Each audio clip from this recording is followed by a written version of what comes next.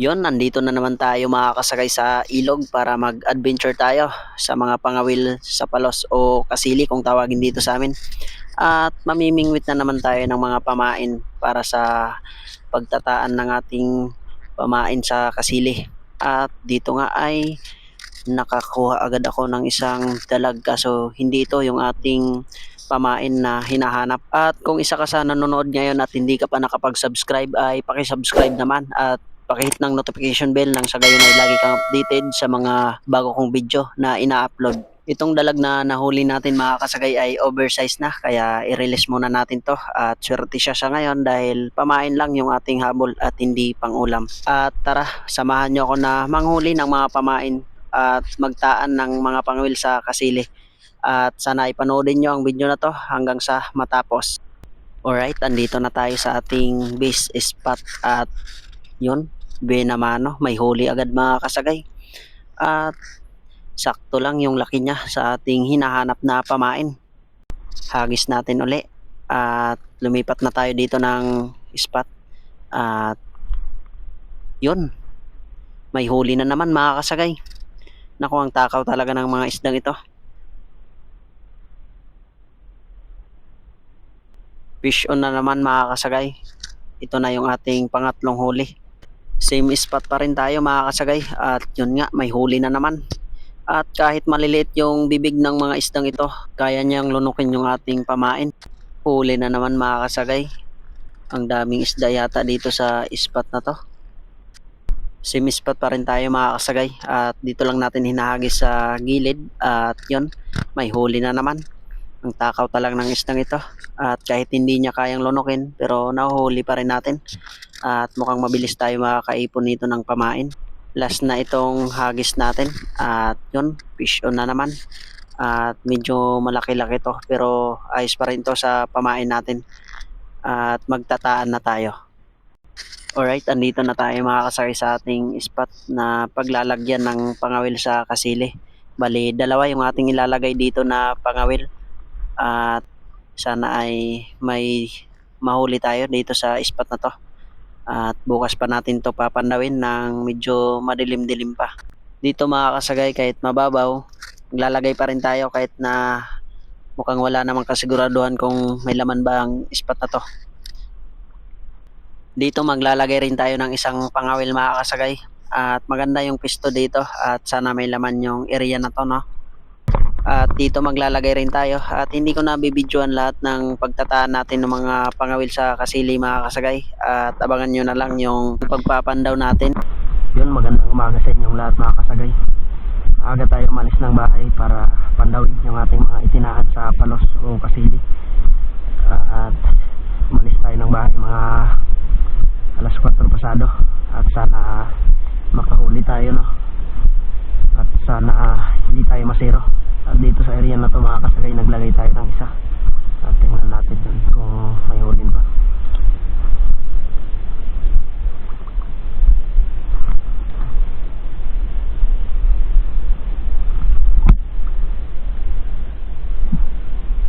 May huli mga kasagay, may huli.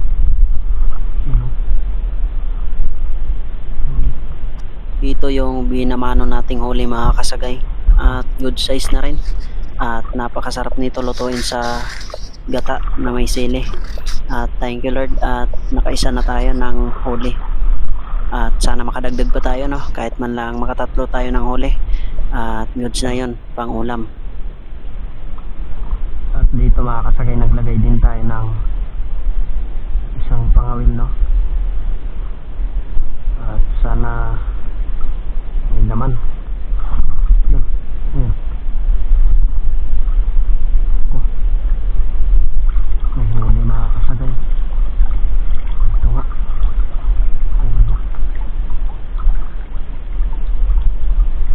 Itong pangalawang nahuli natin mga kasagay ay buhay na buhay rin. At same size lang dun sa nauna natin nahuli. At maganda pala pandawin pag madaling araw dahil naabutan natin na buhay yung ating nahuhuling palos o kasili.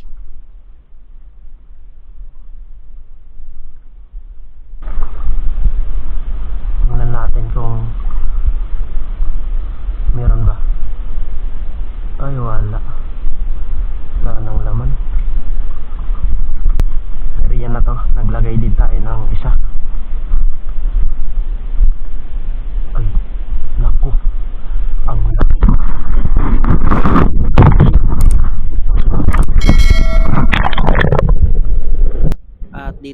kasagay, malayo pa lang ay nagulat talaga ako nung makita ko itong malaki yung huli natin sa itinaan natin na medyo mababaw lang na area.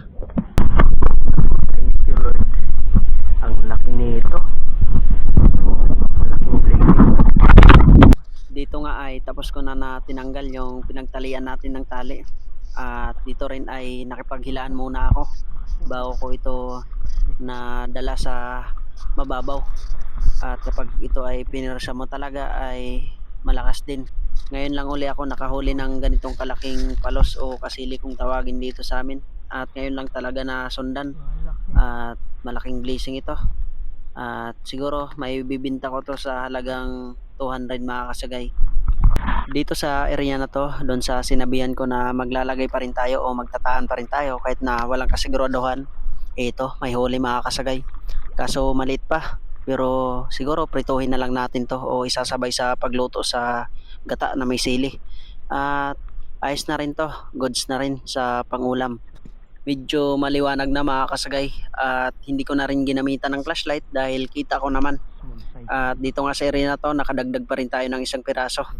At medyo maliit nga lang pero dalhin pa rin natin to dahil pagkaluto nito ay paniguradong marami na namang manghihingi.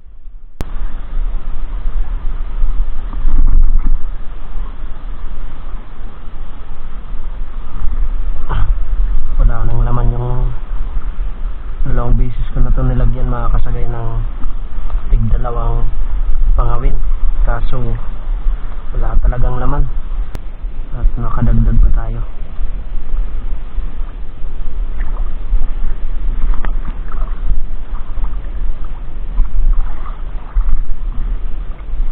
Meron nga. Sa area na to, dalawang pangawil yung aking nailagay at iwan ko lang kung may laman yung huli nating papandawin. At ito yung panigurado, buhay na buhay yung ating nahuli.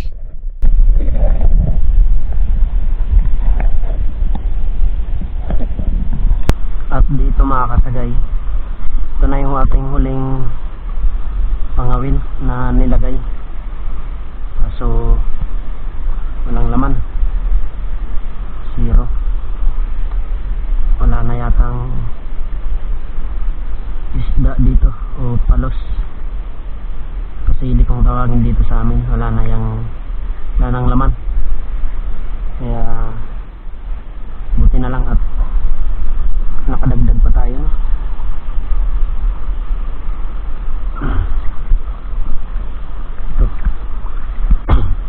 Ito yung huli. Laki ng huli mga kasagay. Walang kawala. Ang isda kaya ito, kalaki naman. I-release muna natin to, hindi ko familiar sa isda ito.